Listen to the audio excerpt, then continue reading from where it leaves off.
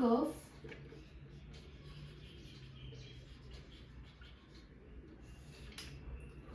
In this curve, stress is plotted against the y-axis and strain is plotted against the x-axis.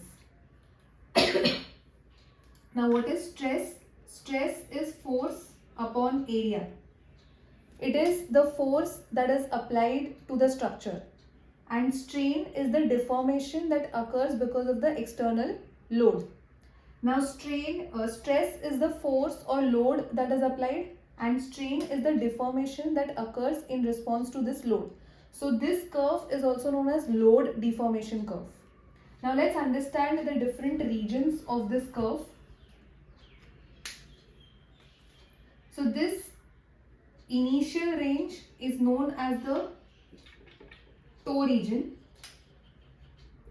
Whenever force is applied, it produces mild deformation. To understand this with the help of an example, this is a rubber band. So what happens in the toe region, when I apply mild force, it is going to produce deformation, mild deformation.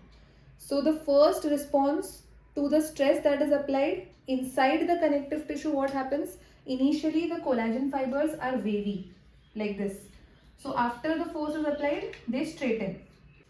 Next is the elastic region. This is the elastic region of the curve. In this region, there is a direct relationship between stress and strain, which means a proportional change in strain is produced with the stress that is applied. Now, if the force that is applied is not maintained, or whenever it is removed, the tissue returns back to its original length in this region. Now, the slope of this curve gives the stiffness. Whenever we plot the stress strain curve for different types of structures like cartilage, tendon, bone, ligament, the slope of this part of the curve gives the stiffness. So if you have to understand how stiff that material is, you have to take out the slope of this part of the curve, which is known as Young's modulus. So structures that will have a higher stiffness will give a steeper slope. So if the slope is steep, that means the structure has a higher stiffness, and if the slope is gradual, that means the structure is less stiff. So this rubber band, if you see, compared to other structures, is less stiff, more elastic. So the slope for this is going to be gradual. You will not get a steep slope for this material, for this rubber band. Now next is plastic region. So after the elastic region, if the force is maintained, you enter the plastic region, and over here the tissue undergoes permanent deformation.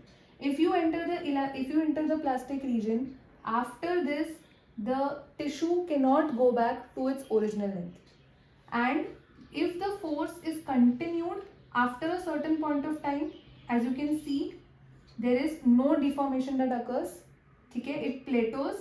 As the stress is increased, no deformation, the deformation does not increase. So it plateaus, and there is a point after which it fails. So this is the failure point. After this, the tissue cannot take up any more force. So this is the, as I showed you earlier, this is the toe region. Now we enter the elastic region. Now this is the plastic region. Now after this, if I apply the force, it is going to break.